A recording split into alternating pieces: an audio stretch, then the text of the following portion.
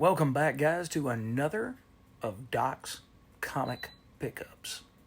So, what was in the haul this week? It was a little bit shorter than normal stacks, but let's go ahead and see what I picked up. It's an ottoman. Actually, we'll start with Amazing Spider-Man number 3 by Joe Kelly and Pepe Larraz. The story with Itsy Bitsy, it's interesting. It's got action, it's got adventure, it's got more action and adventure than pretty much the entirety of Zeb Wells' run. But at the same time, what I don't like is and I'm assuming these are false memories that are being put into Peter by Itsy Bitsy's stingers and poisons. I don't like these flashbacks to how it was supposed to be with Peter and Ben and May. It's like we're taking canon, like hard set Marvel canon, and twisting it inside out just so that we can get this specific story. Because you've never seen a Peter Parker like this towards Ben and towards May. You've only seen him in a loving relationship with these two. And so it messes with your head. Now, the artwork, I can't knock it. I really, really enjoy it by Pepe Larraz. I hope that he stays on for quite a while. I really do. But I don't know. It's good.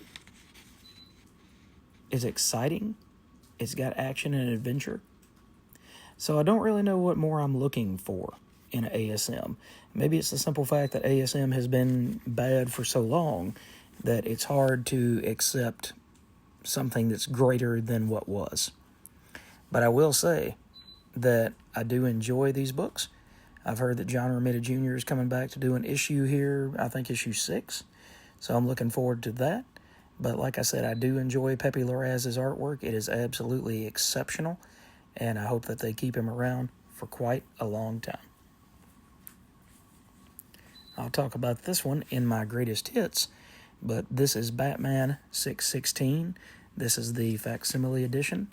And I'll show you a little bit of this Jim Lee artwork from back then.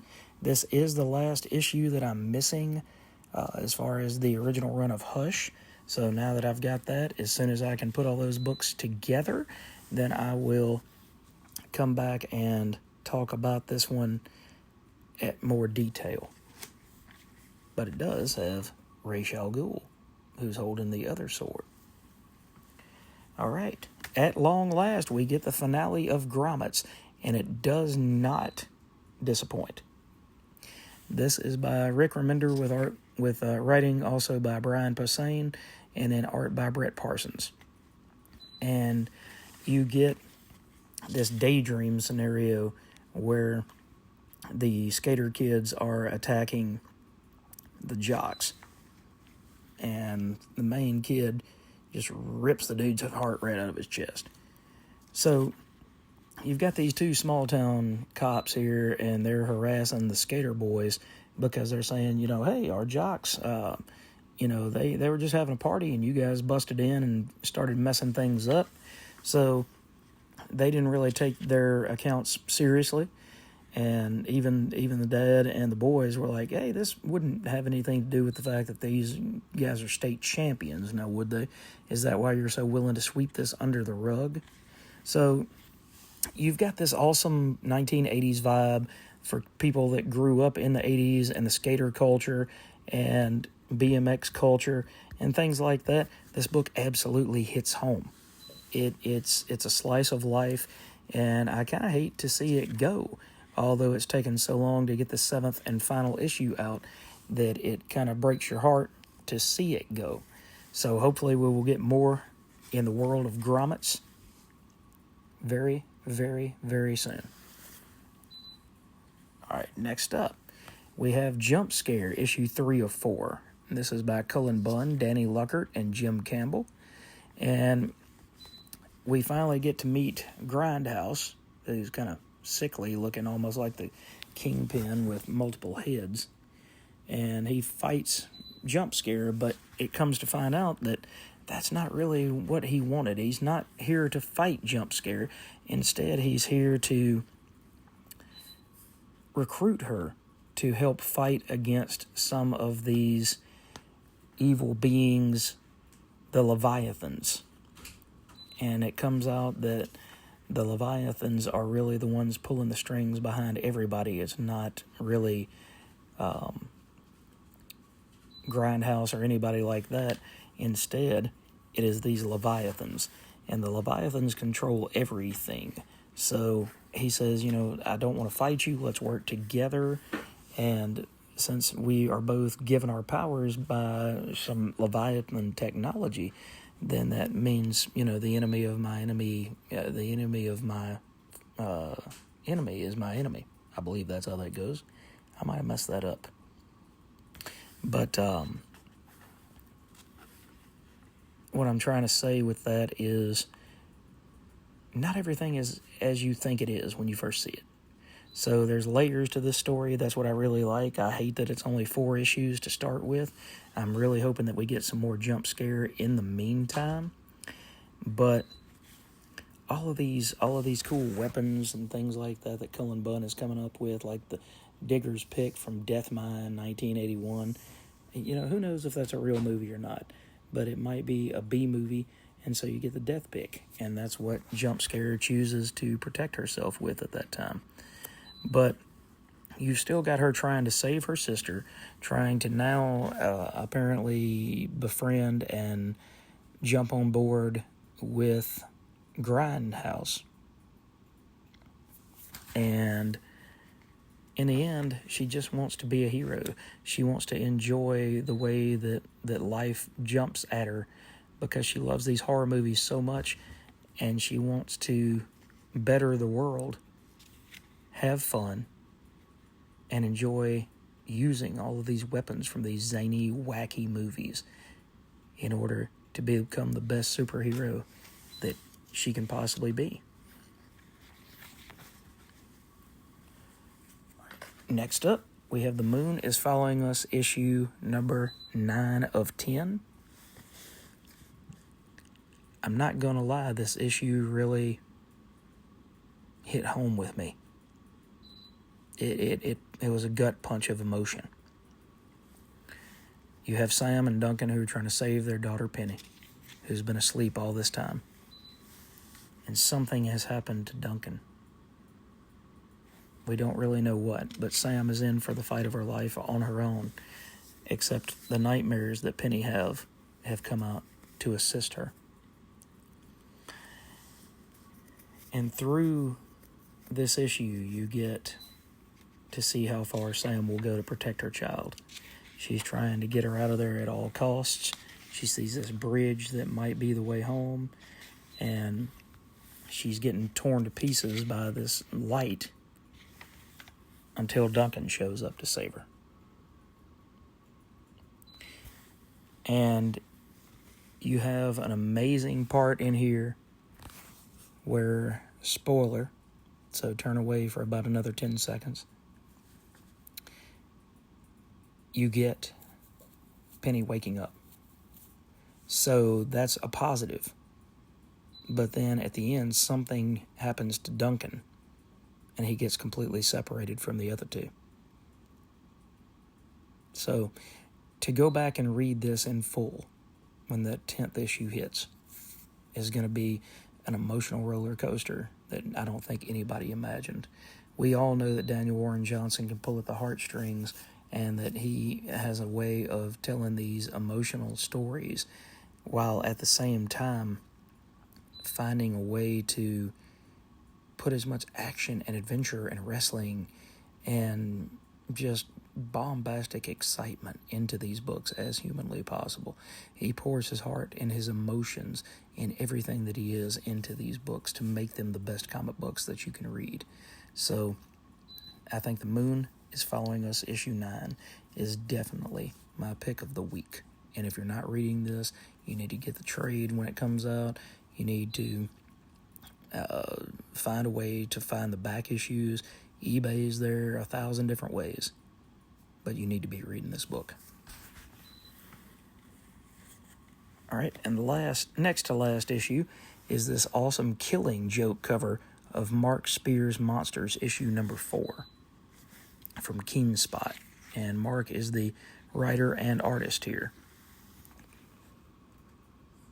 Do I really need to say a whole lot? I mean, just look at this stuff. It's absolutely gorgeous. And it's nice to see Mark getting his moment in the sun, because apparently he's been working towards this for years. But what this book and the artwork kind of reminds me of, in a way, you get to see Frank there, is Strange Haven. I've talked about Strange Haven on the channel before, but this is something similar to that, where you have reality mixed with fantasy, but you're not really sure who's real and who's not. You just got a lot of answers, a lot of questions, and not a whole lot of answers, except for there's the Wolfman. So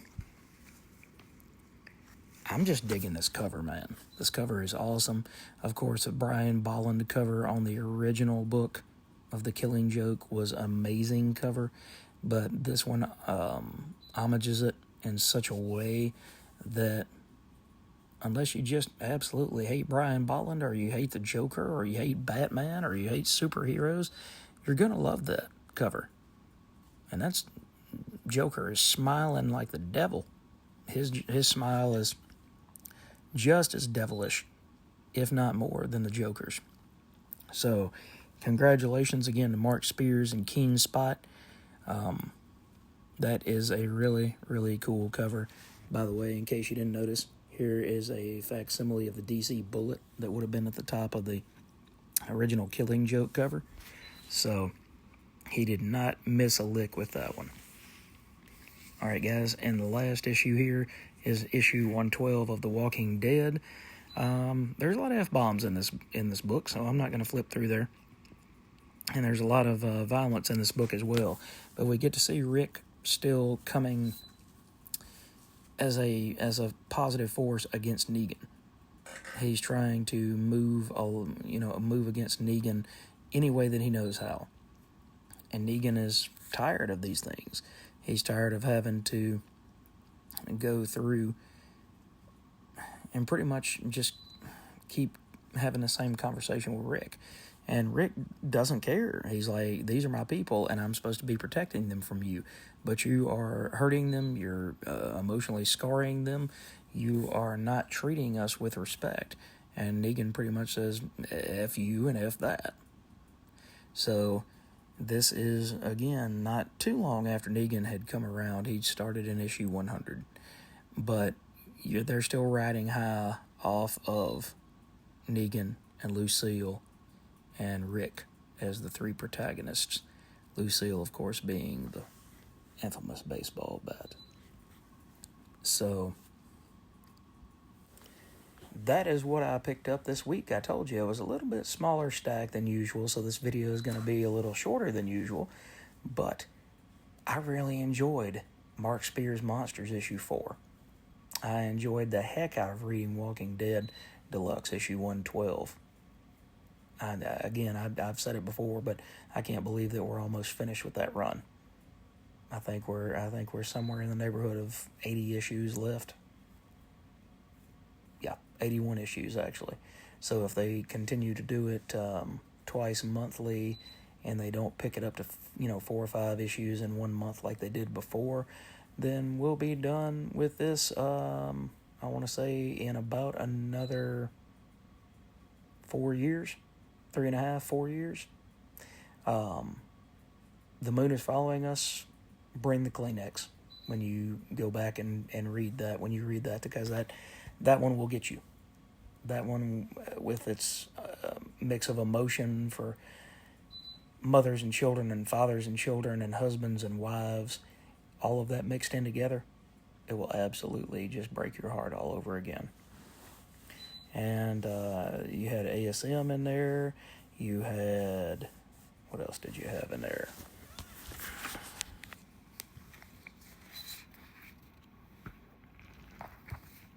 You had Jumpscare, which we can never forget about. Jumpscare is an absolute beast of a book. Just absolutely love it. Cullen Bunn is knocking it out of the park with that. The finale of Grommets, or at least the finale for now. Batman 616, Jim Lee at the height of his power. And Amazing Spider-Man #3 by Pepe Larraz and Joe Kelly. So, overall, an amazing week, no pun intended. I'm excited to see how things progress from here in ASM, and especially in Mark Spears Monsters.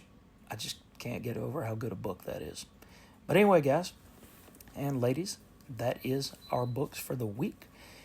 And let me know down below what you picked up, what you're loving, what you're hating. Is there anything on the cutting room floor for you? Because there might be some cuts coming up to my stack. I've just got to go back and, do some rehashing and see what I need to cut and what I need to love and what I need to collect for the next 45 years, like I have been doing Amazing Spider-Man, it feels like. So, thanks for joining me, guys. Have a great night, and we'll catch you in the next video.